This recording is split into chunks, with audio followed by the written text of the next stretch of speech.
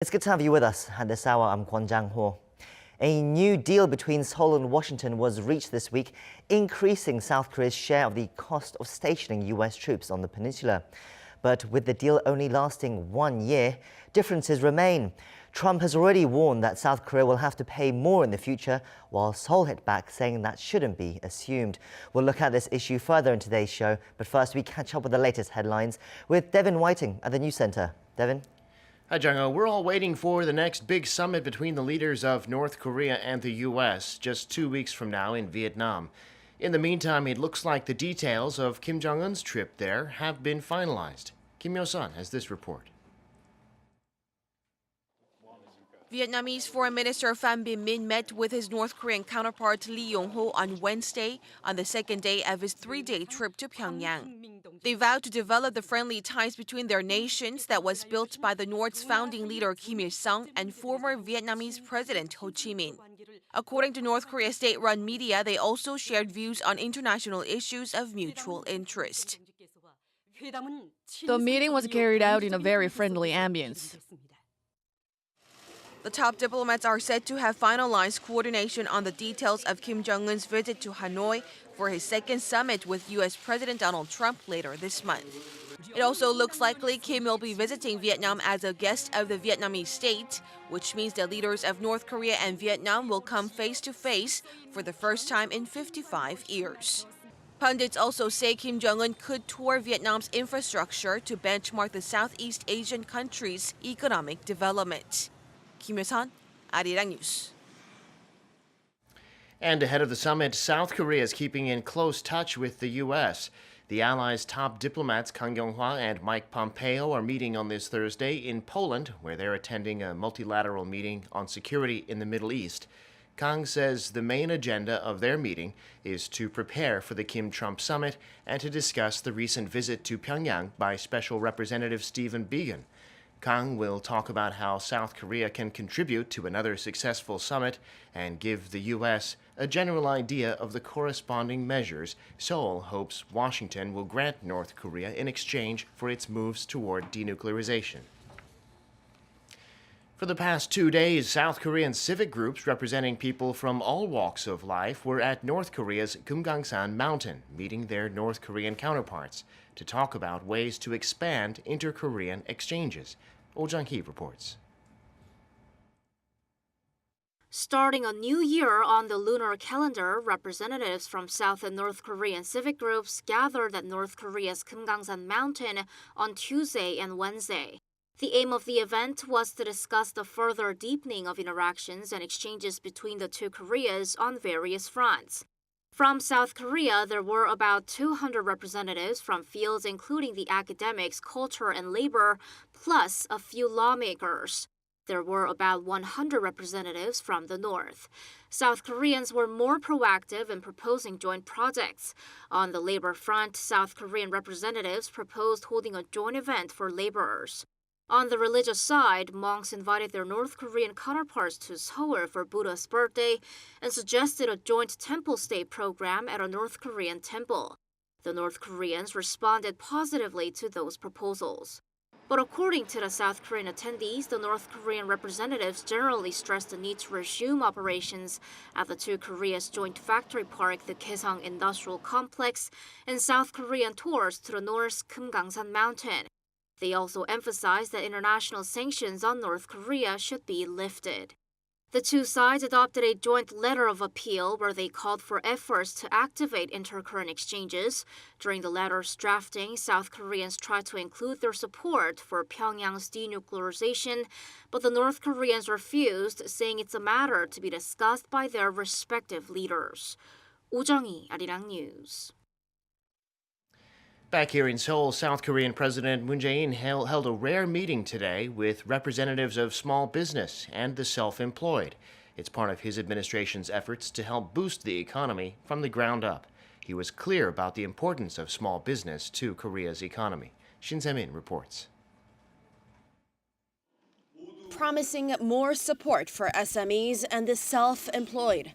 President Moon Jae-in held yet another frank discussion session Thursday with representatives of business, the fourth of its kind since the turn of the new year. The president noted that as of the end of last year, self-employed people and SMEs numbered some 5.6 million, so he suggested they be treated as their own sector. 그러니 자영업은 우리 경제의 매우 중요한 한 축입니다. 자영업과 소상공인의 규모가 이 정도라면 독자적인 경제 정책의 영역으로 삼는 것이 마땅하다는 생각입니다. He then added that his administration is the first to create a secretary for the self-employed in hopes of recognizing the importance of that business group. The president then promised by 2021 to issue $16 billion worth of gift cards to be used at small businesses and traditional markets. Traditional markets, he added, will be equipped with better parking facilities, a factor that could directly boost sales. The president then revisited the idea of perhaps slowing down the government's minimum wage hikes like this year's of nearly 11%. 최저임금의 인상을 결정하는 과정에서 자영업자와 소상공인들의 의견도 충분히 대변되도록 하겠습니다. The president, while consistently pushing for one of his major economic policies, the income-led growth, brought up the possibility of less aggressive minimum wage hikes in light of the backlash from business circles and the weak job market. With the president's hopes for better economic circumstances for those doing business this year and his repeated hints that wage hikes might have to slow down, such a move looks more likely in the coming years. Shin Se-min, Arirang News. In terms of monetary policy going forward, the Bank of Korea says it'll be focusing on global uncertainties, like the Fed's normalization of interest rates. This is according to a quarterly report from the BOK meant to help the public better understand its policies. The central bank says it's focusing on financial stability, given questions overseas like monetary policy in the U.S. and America's trade war with China. South Korea has had an accommodative policy for quite some time now, which the BOK explained in its report is meant to encourage spending, investment, and growth. High-level trade talks are underway between the U.S. and China. Treasury Secretary Steven Mnuchin is in Beijing. They've only got about 2 weeks now until the deadline after which American tariffs will go up. Lee Sung-jae reports. U.S. Treasury Secretary Steven Mnuchin arrived in China a few days ahead of his high-level meetings with Chinese officials in Beijing, sounding optimistic a deal that satisfies both sides will be reached by the March 1st deadline. With negotiations kicking off Thursday, Mnuchin will be joined by U.S. Trade Representative Robert Lighthizer, as well as David Malpass, President Trump's pick to lead the World Bank. China's delegation will be led by Vice Premier Liu He, alongside the governor of China's central bank, Yi Gang. The two-day talks come as Washington and Beijing agreed to a 3-month ceasefire in December. At the G20 summit in Argentina, the Trump administration suspended its plan to increase tariffs on $200 billion worth of Chinese imports to 25% from the current 10%. The hope was that it would give negotiators enough time to settle the trade spat that has triggered fears of a global economic slowdown. President Trump has expressed his own optimism about reaching a deal and even suggested this week that he might be open to postponing the current deadline so both sides can reach an agreement. Diplomatic sources say Trump may sit down with Chinese President Xi Jinping sometime in March once an agreement is sealed. President Xi is expected to meet with the U.S. delegation in Beijing on Friday as they hope to shake hands on a deal as quickly as possible. Lee Sung-jae, Arirang News. I'm Devin Whiting, and those are your news headlines.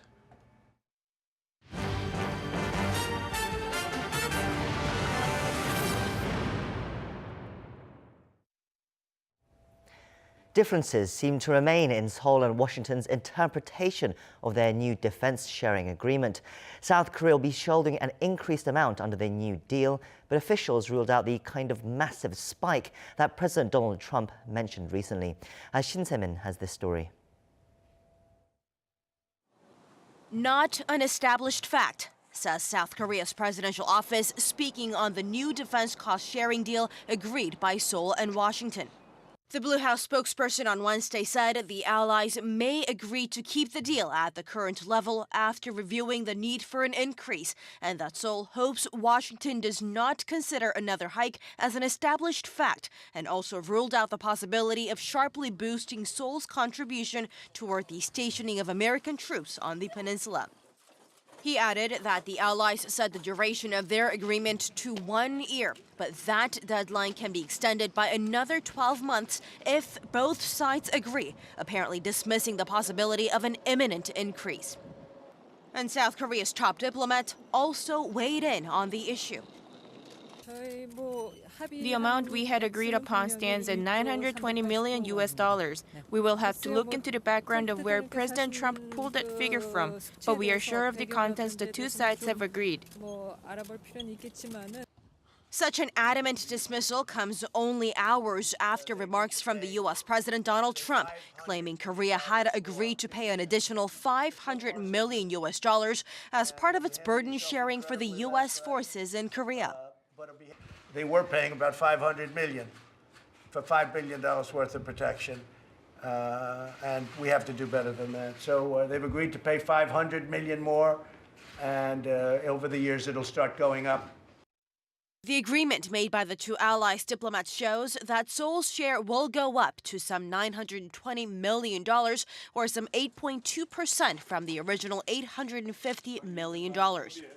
And despite such a clash over the interpretation of the defense agreement, pressure from Washington on raising Seoul's share of the defense costs looks to continue, with the U.S. president already claiming the need to raise the price tag even before this week's agreement comes into effect. Shin Se-min, Arirang News. Now, to talk more on this issue, we have with us Professor Kim Hyun-wook from the Korea National Diplomatic Academy. It's good to have you back on the show. Thank you very much. Let's start with the details of the increase to Seoul's contribution to the cost of having U.S. troops here in South Korea. Now, the South Korea's contribution has gone up from $850 million to $920 million, an increase of 8.2%. Now, this deal, though, only lasts for 1 year, and therefore further negotiations are expected.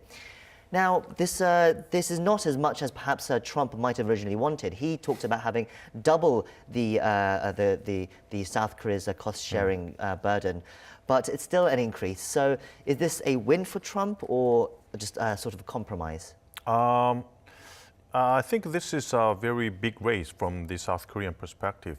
You said that it has been $850 million, but now we have to pay for $920 million. And Trump said that it was a $500 million that South Korea was paying, and South Korea decided to pay more of $500 million more, which means that the cost that South Korea was paying has been doubled up by making several phone calls. That's only what he did. He was kind of showing off in the United States about what he has done. That was the quote he made, but obviously, you know, the numbers we have is not double. Yeah, that's not the right number. I don't think every time Trump talks about the numbers, he does not know exact numbers. Maybe that's what happened this time again, but or he just wanted to make brag of what he has done, making some fake numbers to his people in the United States. But the thing we have to take note of is the duration of this deal. So 1 year deal. It used to be a 5-year deal, but this time it's a 1 year deal. Maybe this year the U.S. has to negotiate with Japan and Germany again. So I think the intention of the United States is to treat all the allies in the same pattern and same standard. The standards, unilateral standards, which I think would be more beneficial to the United States. So maybe we have to sometime this year have to negotiate again with the United States with the different standard, with a different amount and with a different duration. So I think this time, the deal this year, I think, would be much tougher than last year. Even reaching this deal took 10 rounds of negotiations over basically what was a year. It missed the original deadline of when this deal was ending and had to come into the current year, even though we were meant to be paying for it. So this took a long time. It was hard work, but now it's only a year. We have to start this process all over again now, don't we? Yes, I think so. Maybe President Trump at least wants to raise more than the amount that he has raised this year, more than maybe 7%, 8%. So it will be a long game maybe. But I think there should be much more complicated negotiations. As I have said, we have to think about a possible elongation and extension of what we have agreed, which is 1 year deal, but we might want to extend it into 2 years, which I don't think is realistic at all. But South Korea might have to think about, making the deal into a 3-year deal or 5-year deal again, which is now 1 year deal agreement. But U.S. I'm not sure if they would accept this kind of offer by South Korea. But I think this year, the deal would be pretty much tougher than last year's deal, I think. Let's take a look at South Korea's reaction, because they reached this deal in a very difficult circumstances, but then literally just 2 days later, Trump indicates that the current deal is not enough and that South Korea will continue to pay more to the US. But as we just heard in that report, South Korea's Blue House has responded by saying the current deal has the option to be extended for another year, and that he hopes the US does not treat it as a, quote, established fact that South Korea will continue to pay more for the US troops. What do you make of that response? I mean, it seems unrealistic that South Korea could expect this current deal just to be extended another year. Yes, you said that's right, that Blue House hopes that this year deal might be extended to a 2-year deal, but I'm not sure if this would be the fact for the United States. As I have said, that they want to gather different standards that have been applied to every different ally and make a unilateral deal, which would be much more beneficial to the United States than to allies. For example, Japan and Korea have different standards and different rules. For example, South Korea and the United States negotiate and determine the amount of defense cost sharing by the entire amount of money. But in case of Japan, US deal, they decided by agenda. So, I mean, which side is better for the ally? I'm not sure, but I think the US will try to find out some of the ways that they can have more, easy way to negotiate with ally and apply that to every ally unilaterally.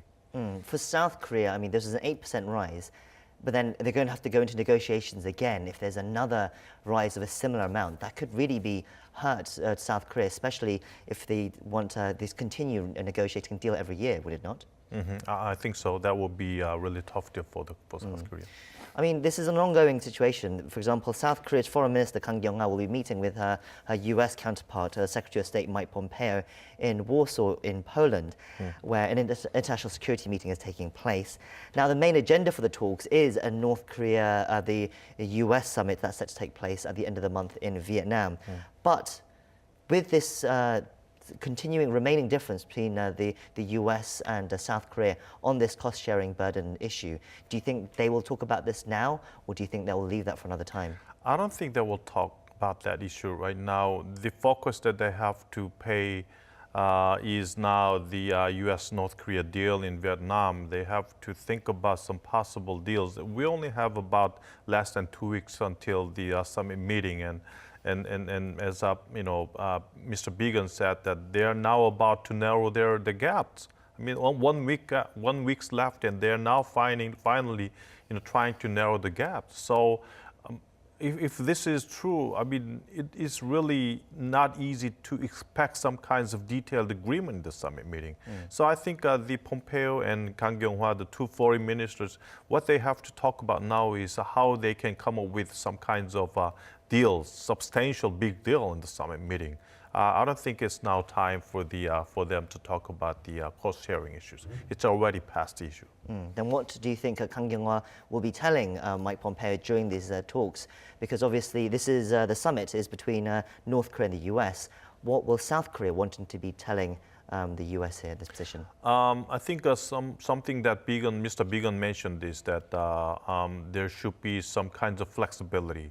Right after he got back to the United States, he nuanced that kind of things. I mean, the original stance of the United States is that until there is some substantial nuclear, denuclearization efforts by North Korea, there will be no lifting of sanctions by the United States. But, I think there should be some flexibility from the United States, even though, the first measure would not be given by the United States, and even though something that should move first should be North Korea, still there should be some kinds of corresponding measures ready by the United States, not waiting until full negotiation, but partial denuclearization should be, I think, rewarded by the United States in some sense. Tying this back in with the US forces in Korea, there was an interesting comment made by one of President Trump's military officials. The commander of the US forces in Korea, General Robert Abrams, he issued a statement to the Senate committee this week where he was asked about the need for US forces in South Korea. He said they are needed until there is a peace treaty or some sort of at least an end of war declaration, at least to make sure the region is secure.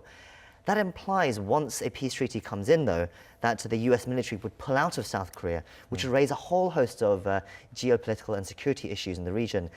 Now, South Korea's defense ministry has responded, saying that the presence of US troops in Korea has nothing to do with a possible end of war agreement or a peace treaty. I mean, why do you think then the general said this? Do you think it was just a mistake, or is this some sort of a bigger position that the US really could be considering pulling out of South Korea at some point? Well, I think from the South Korean experts, they seem to react too much on what the US experts, US officials are saying. What General Abrams said was that there would be no issues of US forces in Korea until peace treaty is talked and discussed. But that doesn't mean that after peace treaty, the U.S. forces in Korea will be withdrawn. I mean, he didn't say that. I mean, we are interpreting things too much, overtly, too much. And there was a response by the United States Defense Ministry and said that there would be no discussions, no plans to withdraw the U.S. forces in Korea even after the peace treaty is dealt out. And even in this New Year's speech by Kim Jong-un, he didn't say about that. He said about the possible withdrawal of, strategic assets from South Korean territory, stopping the joint military exercises, but he didn't say about the, U.S. forces in Korea going back to the United States. Maybe there will be the Chinese view, but not North Korea's view that has not been talked about that yet. So I think we have to, and President Moon Jae-in also said that the U.S.-South Korea joint, military issues and military alliance issues and U.S. forces in Korea issues, that's something that U.S. and South Korea has determined, not by the peace treaty, not by the denuclearization processes or anything else. So I think we have to make sure that this is something that many leaders, U.S. and South Korean leaders have mentioned, and even Kim Jong-un did not mention that at all. Of course, one important factor that makes us feel insecure is a Trump factor. Trump, he's an unpredictable person. So that's why I think people are nervous about what U.S. positions in the future. But so far, I think, this issue, U.S. forces in Korea going back to the United States, that issue, I don't think is something that has been discussed yet. Why is it so important to have U.S. forces in South Korea? If you can explain to our viewers just in general, because obviously, there's these negotiations are ongoing. Trump wants to pull out, but all his officials seem to be saying that they need to stay there. What is it about this, the U.S. troops that both South Korea and the U.S. need? First, U.S. wants to have its hegemonic stability and leadership in Asian region. That's first one. And second one, by having U.S. versus Korea, the stability in the Korean Peninsula can be, sustained. I mean, whenever there comes up to the risk of war in the Korean Peninsula or some kinds of military provocations, U.S. versus Korea can be de facto that can guarantee the stability here, and also the regional stability. I mean, we are afraid of China, rise of China. We are concerned about that, and North Korea is concerned about that, and many countries in this region are concerned about the rise of China. And U.S. versus Korea can be really an important factor that makes this area very stable about the possible rise of China in this region. We're out of time now, so that's where we're going to wrap things up. Thank you for coming in today and sharing us your thoughts. Thank you very much. That's where we close out our show. Thank you for watching. And in the meantime, do stay tuned to Arirang for our later newscasts for all the latest updates. Hope you can join us again next time. And goodbye for now.